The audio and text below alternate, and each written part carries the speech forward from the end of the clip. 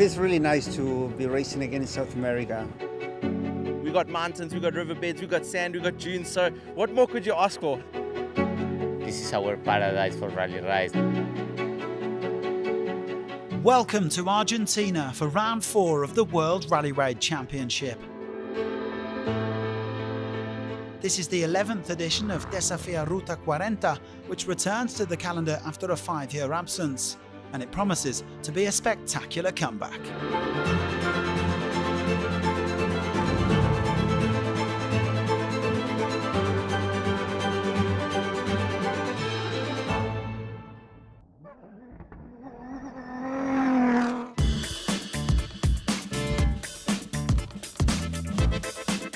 In the bikes, there are just 9 points separating the top 3 in the championship: Toby Price, Luciano Benavides and Adrian van Beveren. For sure, we're always trying to be on the top step of the podium, but also trying to conserve and just make sure we get championship points. I'm so happy to be at home, let's say. I feel confident and motivation is really high, and I will try to do my best for me, for my team, for Argentina. I just have to be really focused, give the best every kilometer, every meter, I would say, and let's see what we can get out of this.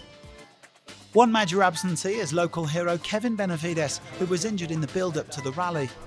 But he still came along to cheer on his little brother and had the best view in the house as Luciano made an excellent start. The Salto native was the fastest W2RC rider in the first 3 stages, opening up a lead of more than 15 minutes.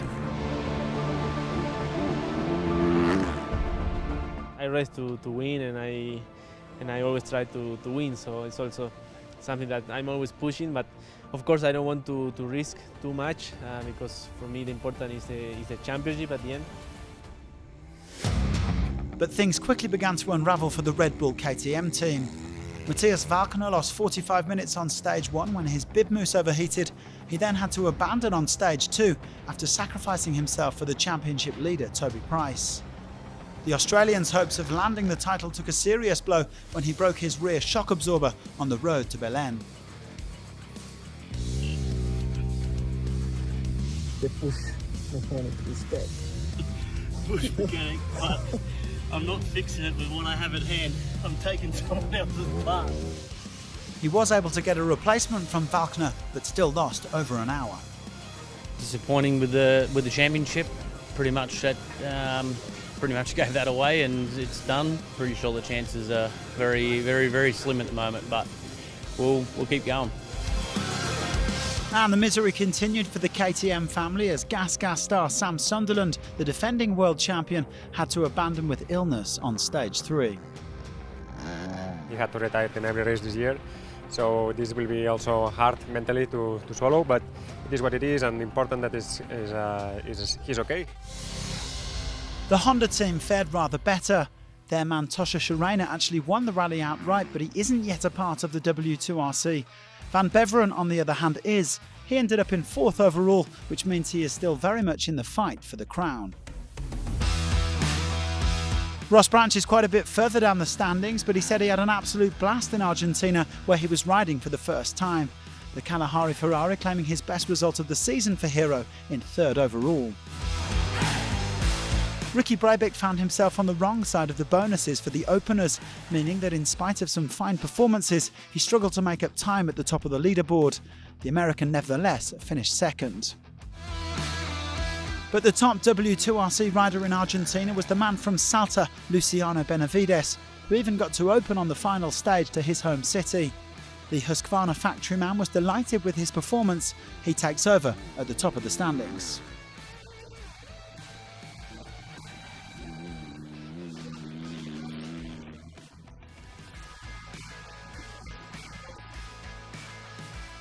Well, Benavides now has a 9-point lead over Price, so it isn't necessarily game over for the Aussie. Van Beveren is 14 points back in 3rd place.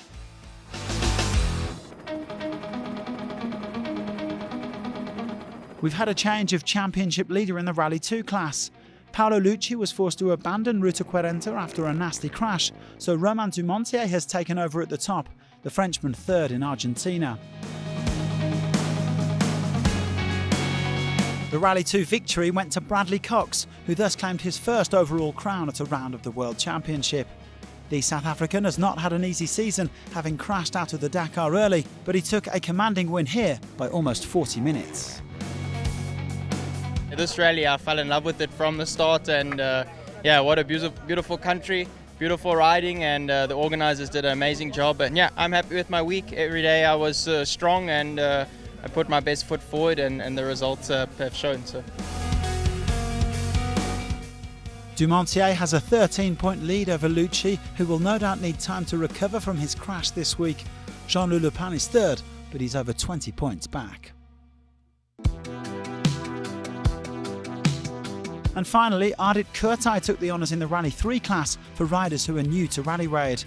Born in Albania and raised in Austria, Kurtai is now hoping to fulfil his dream of competing in the Dakar.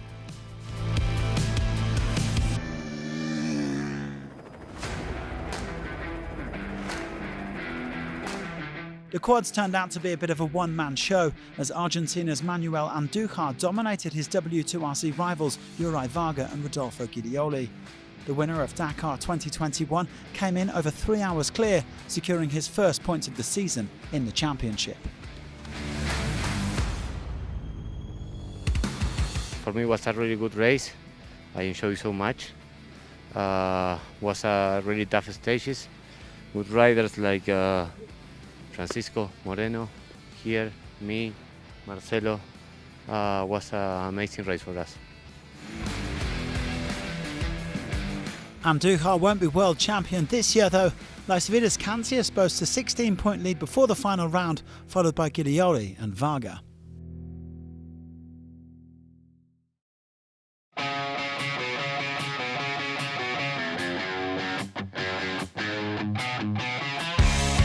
I'm really excited.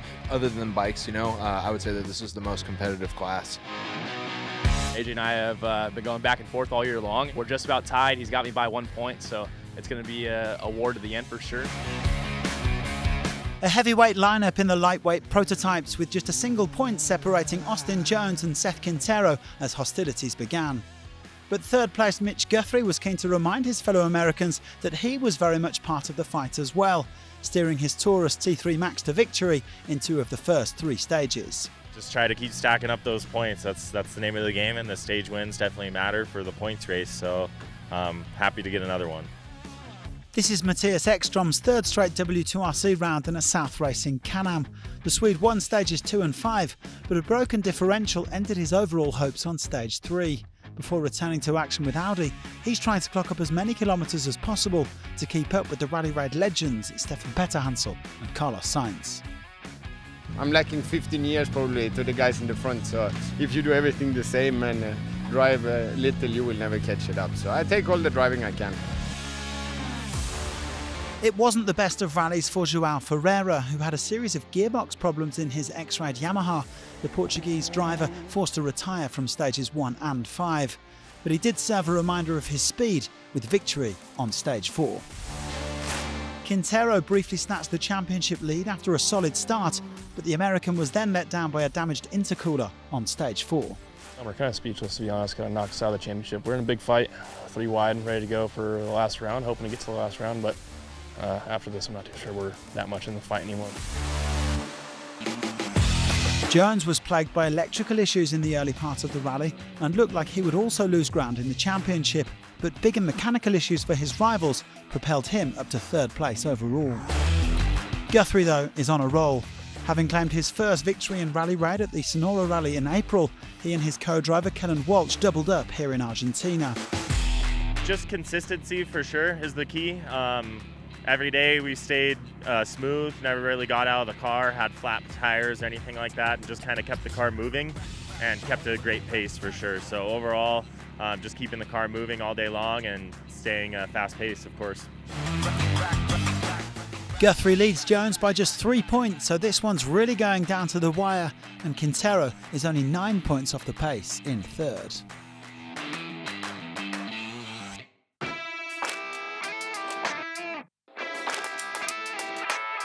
Shinsuke Umeda was quite literally in a league of his own in the T4s.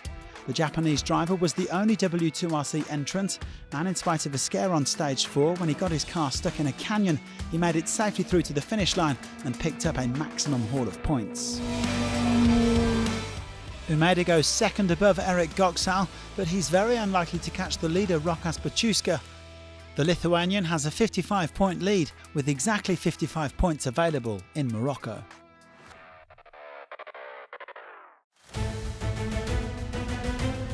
Finally to the cars, where Nasser Al-Attiyah was looking to land a decisive blow in the absence of BRX and Sebastian Loeb.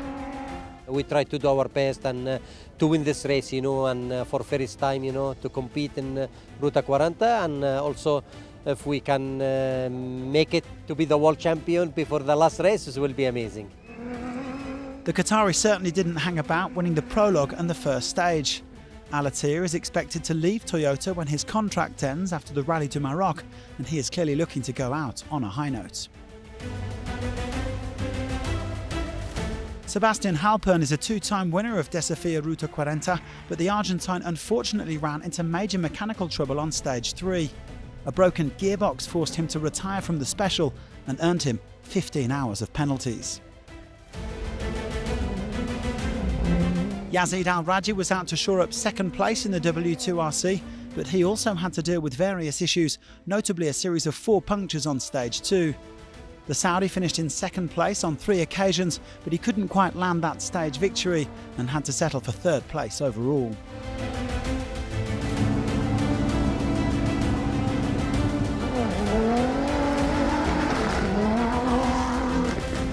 Juan Cruz Jacopini was one of the sensations of the rally. The Argentine, whose father Alejandro took part in 9 Dakars, took a memorable first win in the W2RC on stage 2. Jacopini managing to hold off Al-Raji over the remaining stages and finish second overall. But Al-Attiyah led from start to finish, and once he seizes control of a rally, it's pretty tough to snatch it away from him. He did have some tough days, outdoing Al-Raji with 5 punctures on stage 2, but he and his co-driver Mathieu Baumel showed their customary class and experience to win it by over 20 minutes. Well done for Mathieu, he's a world champion, and still I need some point. Next race will be in Morocco, and he will do his best for me, to let me win. The Qatari has 51 points in hand over Al-Raji, so as long as he avoids any major catastrophes in Morocco, he should have no problems defending that crown.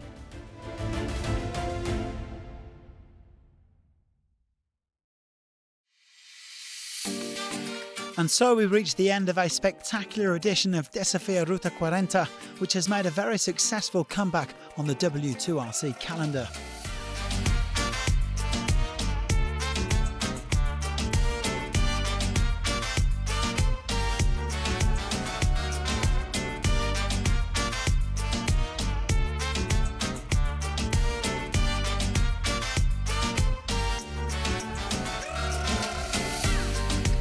The winners enjoying their moment on the podium, but they will soon have their game faces back on for Morocco. Do join us again for the season finale in October, and thanks very much for watching.